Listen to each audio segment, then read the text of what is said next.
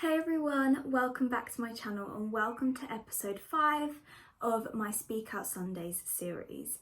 Today we're going to be talking all things school and mental health. If you are at school, hopefully this will help you. Even if you're at college or university, same thing should really apply, so I really do hope that this helps some of you. Without further ado, let's just get on into the video. So, I've got quite a few of the same questions for this video today, so I thought I would just kind of group them all together and just answer a few different ones and also talk about my personal experience at school with mental health issues. So a lot of people actually asked, how did I cope at school and did I tell teachers about my mental health? And in actual fact, yes, I did. When I was in year 8, I ended up talking to the school pastoral team, and from then on I was closely monitored all the way through to year 11 when things really took their toll and my mental health kind of deteriorated throughout school, and it was at its worst in year 11. My school was a grammar school and I found it very, very hard there. The teachers were very much about grades and actually doing well in school, but I did have the fair few teachers which were absolutely incredible with me and helped me so much. So obviously the school knew a little bit of my background from year 8 and they informed my parents straight away as I was actually in danger at the time. They called my dad up the school and ended up speaking to him. I've covered that in the last video or the one before, I can't really remember. But from year 9 onwards, I was put in CAMS, which is now under a different name, but it's the NHS mental health team for children and adolescents. I had counselling there and I had been diagnosed with depression and anxiety, and I was also on medication. The school were obviously informed about this because they had to keep a close eye on me at school. And I had those few teachers, like I said, that were just absolutely incredible and that I would go to. The school pastoral team for me wasn't too great. They kind of just brushed it off as something that was completely normal. They were quite harsh with me and they definitely thought that they knew best, but in my own opinion at the time, I knew what was best for me, even though I was only 13 to 16. And forcing me back into lessons just wasn't the right thing to do at that time. I had a mentor in year 11 and year 10, I think, maybe just year 11, I can't really remember. School was a long time ago, 5 years ago I left. And this was the teacher that I could go to whenever I felt like I needed some support or some help, someone to talk to. She was absolutely incredible with me and definitely helped me get through those last couple of years of school when I was at my worst. I also had other teachers that I knew I could talk to, and I was very lucky with the choice of teachers that I had in year 11. All of my teachers were informed about my mental health and also the current kind of state that I was in, as I was constantly leaving classes and constantly not going into school. My attendance was absolutely awful. They also knew about me self-harming and they also knew about obviously my whole background, so they could try and help me as much as they could in lessons. I was given a card which was red on one side and green on the other, and if I felt like I needed to leave, I would just put it on red and I would just leave the room and the teachers wouldn't question it, which I thought was an amazing idea, and I'm very grateful for my school for doing that. Because it meant I didn't have to go up to the actual teacher and be like, oh, I need to leave, and they'll be like, oh, why do you need to leave, blah blah blah.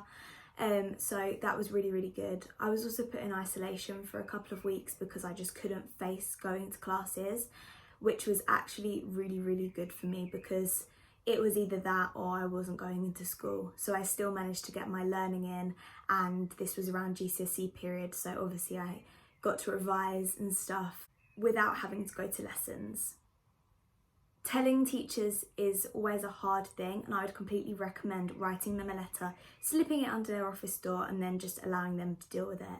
Please be aware that because you are under 18, 16, I don't know what it is, they will have to inform your parents if you are in danger, but I think that it's a really good way to actually inform your parents if you feel like you can't do so yourself. If you feel like you're just struggling in general, you don't have any diagnosis or anything like that, then I would really recommend going to find a teacher that you feel like you get on with well.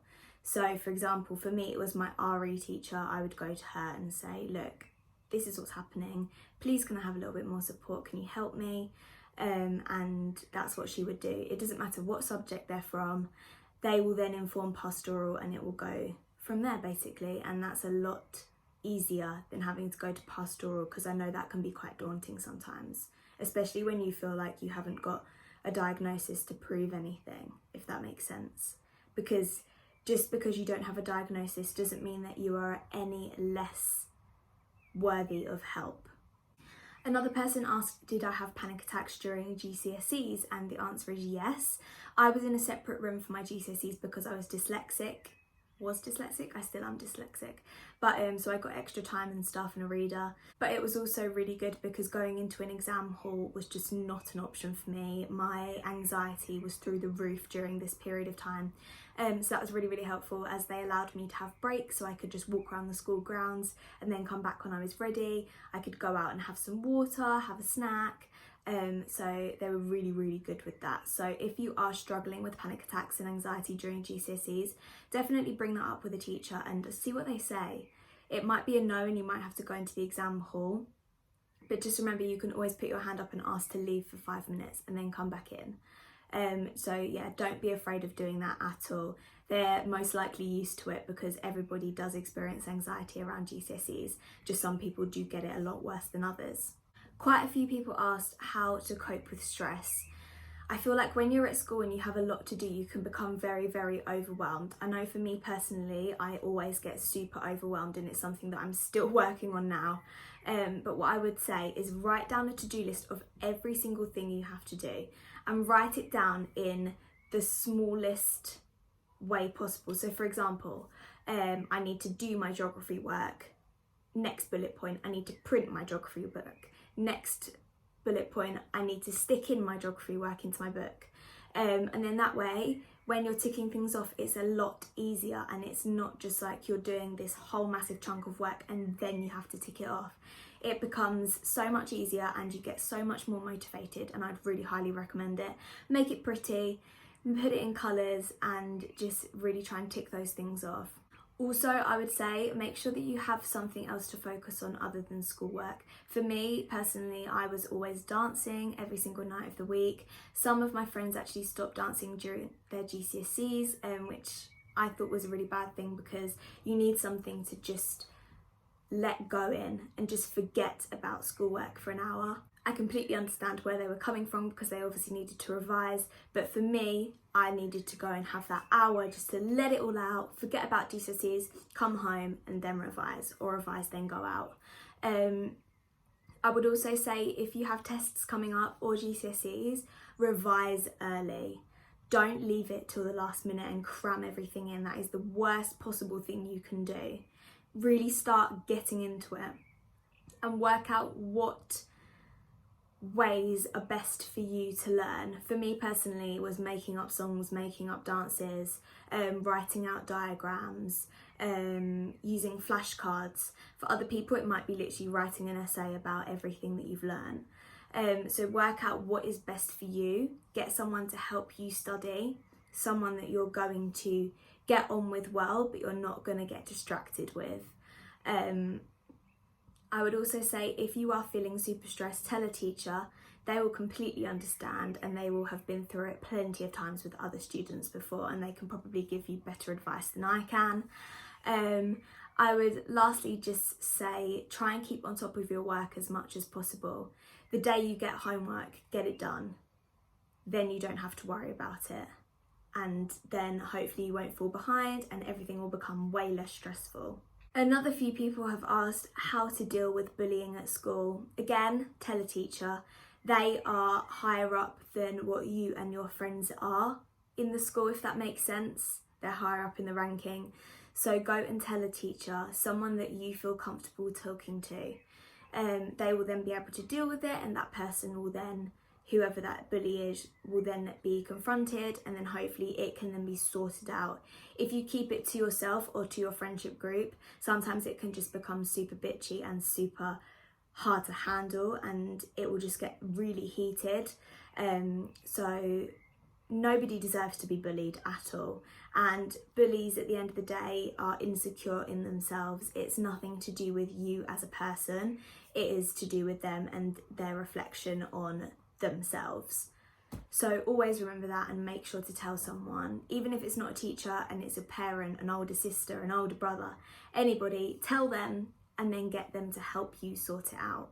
The last thing is how to cope with mental health in school. Now, obviously I've already touched on this.